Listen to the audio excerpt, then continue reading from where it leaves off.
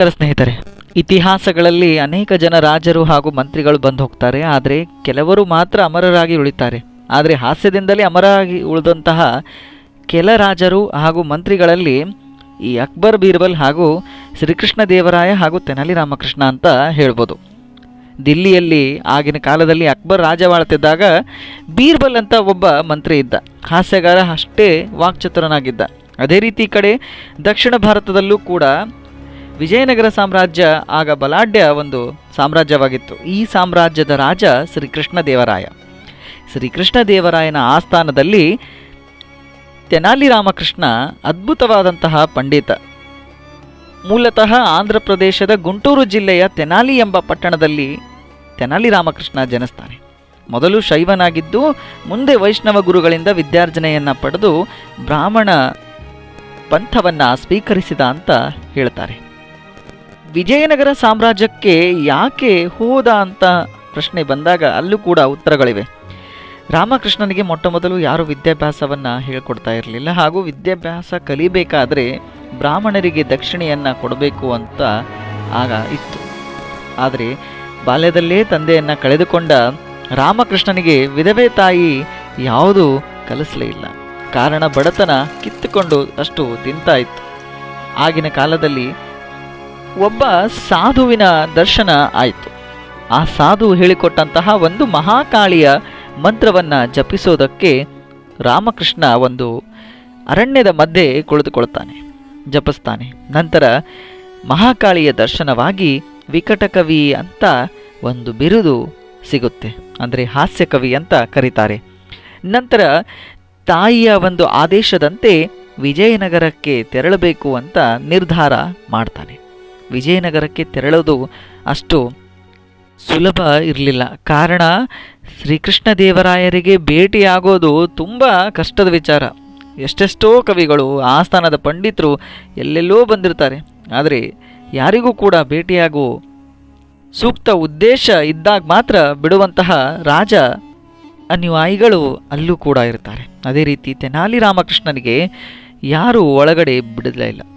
ಒಬ್ಬ ಬಡ ಬ್ರಾಹ್ಮಣನಾಗಿದ್ದರೂ ಕೂಡ ಯಾವುದಾದ್ರೂ ಒಂದು ಉದ್ದೇಶ ತೆಗೆದುಕೊಂಡು ಹೋಗಬೇಕು ಅಂತ ಇತ್ತು. ಆದರೆ ತೆನಾಲಿ ರಾಮಕೃಷ್ಣನಿಗೆ ಮೊದಲು ರಾಜನ ಹತ್ರ ಮಾತಾಡಬೇಕು, ನಂತರ ನನ್ನ ಉದ್ದೇಶವನ್ನೆಲ್ಲ ಹೇಳಬೇಕು ಅಂತ ಇತ್ತು.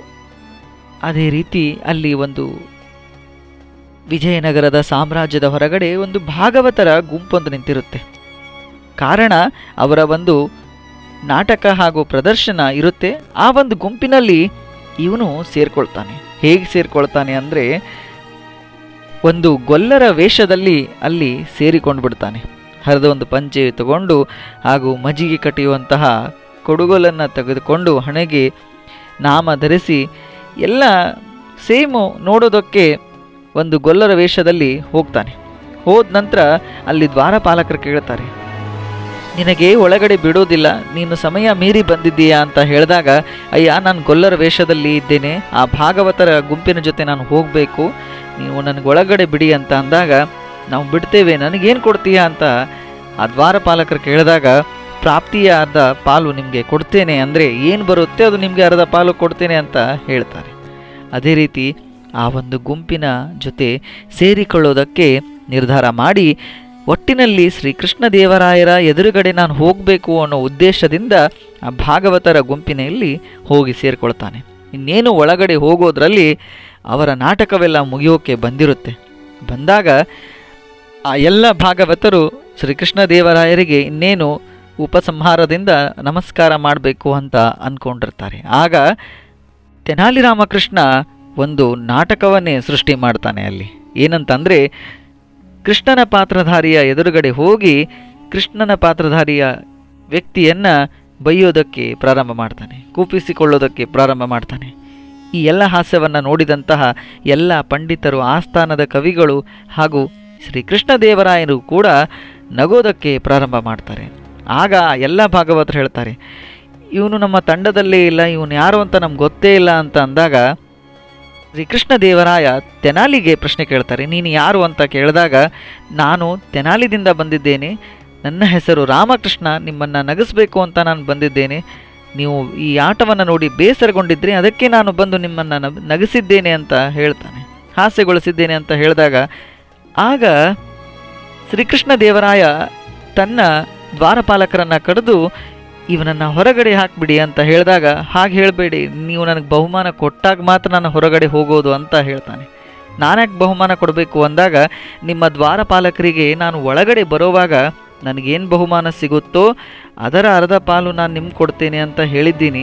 ಒಂದು ವೇಳೆ ನೀವು ನನಗೆ ಹೊರಗಡೆ ಹಾಕುವಂತಹ ಆದೇಶ ಮಾಡಿದ್ರೆ ನನ್ನ ಜೊತೆ ಅವರು ಅರ್ಧ ಪಾಲು ಅಂದರೆ ಅವರು ಬರ್ತಾರೆ ಅಂತ ಹೇಳಿದಾಗ ಇನ್ನೂ ಹಾಸ್ಯಮಯವಾಯಿತು. ಶ್ರೀಕೃಷ್ಣ ದೇವರಾಯನ ಆಸ್ಥಾನ ನಕ್ಕು ಸಂತೋಷದಿಂದ ಹೊಟ್ಟೆ ಹುಣ್ಣಾಗೋ ಥರ ನಗ್ತಾ ಇದ್ರು. ನಂತರ ಶ್ರೀಕೃಷ್ಣ ದೇವರಾಯರು, ರಾಮಕೃಷ್ಣ, ನಮ್ಮ ಆಸ್ಥಾನದಲ್ಲಿ ಹಾಸ್ಯದ ಕೊರತೆ ತುಂಬ ಇದೆ, ಅದನ್ನು ನೀನು ನೀಗಿಸಬಲ್ಲೆ ಅಂತ ನನಗೆ ಗೊತ್ತಾಯಿತು. ಇಂದಿನಿಂದ ನೀನು ವಿಕಟ ಕವಿ ಎಂದು ಅಲ್ಲಿನೂ ಕೂಡ ಆದೇಶವನ್ನು ಮಾಡ್ತಾರೆ. ನಮ್ಮ ಆಸ್ಥಾನದಲ್ಲೇ ನೀನು ಇದ್ಬಿಡು. ಅಪ್ಪಣೆಯನ್ನು ಕೊಡಿಸಿ ಆಸ್ಥಾನದ ಉಡುಪುಗಳನ್ನು ರಾಮಕೃಷ್ಣನಿಗೆ ಕೊಡ್ತಾರೆ. ಅಂದಿನಿಂದ ರಾಮಕೃಷ್ಣನು ಶ್ರೀಕೃಷ್ಣ ದೇವರಾಯ ನೀಡಿದಂತಹ ರಾಜೋಚಿತ ಮನೆಯಲ್ಲಿ ತಾಯಿಯೊಂದಿಗೆ ಸುಖವಾಗಿರ್ತಾನೆ. ಸ್ನೇಹಿತರೆ, ಒಬ್ಬ ಸಾಮಾನ್ಯ ಬಡ ಬ್ರಾಹ್ಮಣನಾದಂತಹ ವ್ಯಕ್ತಿ ತನಗಿರುವಂತಹ ಬುದ್ಧಿಶಕ್ತಿಯಿಂದ ತಾನು ವಿಚಾರ ಹಾಗೂ ವಿವೇಚನೆ ಮಾಡಿದ್ರಿಂದ ಆಗಿನ ಕಾಲದ ವಿಜಯನಗರ ಸಾಮ್ರಾಜ್ಯದ ಶ್ರೀಕೃಷ್ಣ ದೇವರಾಯನ ಆಸ್ಥಾನದಲ್ಲಿ ಪಂಡಿತನಾಗಿ ಇರ್ತಾನೆ ಅಂತ ಅಂದರೆ ಇದು ಅಂತಿಂಥ ಮಾತಲ್ಲ. ಇಂದಿಗೂ ಇತಿಹಾಸದ ಪುಟಗಳಲ್ಲಿ ತೆನಾಲಿ ರಾಮಕೃಷ್ಣನ ಕಥೆಗಳು ಅಂತ ನಾವು ತೆಗೆದುಕೊಂಡಾಗ ಅಲ್ಲಿ ಹಾಸ್ಯಮಯ ಕಥೆಗಳು ತುಂಬ ಸಿಗ್ತವೆ. ಕಾರಣ ತೆನಾಲಿ ರಾಮಕೃಷ್ಣ ಎಂತಹ ದೊಡ್ಡದಾದಂತಹ ತೊಂದರೆಗಳನ್ನು ಹಾಗೂ ಕೆಲವು ಪರಿಣಾಮಗಳನ್ನು ಹಾಸ್ಯಮಯವಾಗಿಯೇ ಅದನ್ನು ನಿವಾರಿಸಿ ಬಿಡುವಂತಹ ಶಕ್ತಿ ತೆನಾಲಿ ರಾಮಕೃಷ್ಣನಿಗೆ ಇತ್ತು. ಹಾಸ್ಯದಿಂದಲೇ ಎಲ್ಲವನ್ನ ಪರಿಹಾರ ಮಾಡುವಂತಹ ಶಕ್ತಿ ತೆನಾಲಿ ರಾಮಕೃಷ್ಣನಿಗಿತ್ತು. ಈ ಒಂದು ಕಾರಣದಿಂದ ಶ್ರೀಕೃಷ್ಣ ದೇವರಾಯರು ಕೂಡ ಎಂದಿಗೂ ಯಾವುದೇ ಒಂದು ಆದೇಶವನ್ನು ಅಥವಾ ಆಜ್ಞೆಯನ್ನು ಮಾಡುವಾಗ ತೆನಾಲಿ ರಾಮಕೃಷ್ಣನ ಒಂದು ಆಲೋಚನೆಯನ್ನು ಕೇಳಿ ಆಜ್ಞೆಯನ್ನು ಮಾಡ್ತಾ ಇದ್ರು ಅಂತ ಇತಿಹಾಸದ ಪುಟಗಳು ಇನ್ನೂ ನಮಗೆ ತಿಳಿಸ್ತವೆ. ಇದು ತೆನಾಲಿ ರಾಮಕೃಷ್ಣನ ಜೀವನಕ್ಕೆ ಹಾಗೂ ತೆನಾಲಿ ರಾಮಕೃಷ್ಣ ಶ್ರೀಕೃಷ್ಣ ದೇವರಾಯರ ಹತ್ತಿರ ಬಂದ ಸಂದರ್ಭ ಯಾವ ರೀತಿ ಇತ್ತು, ಪರಿಚಯವಾದಂತಹ ರೀತಿ ಯಾವುದು ಅಂತ ಈ ಒಂದು ವಿಡಿಯೋದಲ್ಲಿ ನಾನು ನಿಮಗೆ ಸಂಪೂರ್ಣವಾಗಿ ತಿಳಿಸಿದ್ದೇನೆ. ಮುಂದಿನ ವಿಡಿಯೋದಲ್ಲಿ ಕಥೆಗಳ ಜೊತೆಗೆ ನಾನು ನಿಮ್ಮ ಜೊತೆ ಮತ್ತೆ ಸಿಗ್ತೇನೆ. ಧನ್ಯವಾದಗಳು.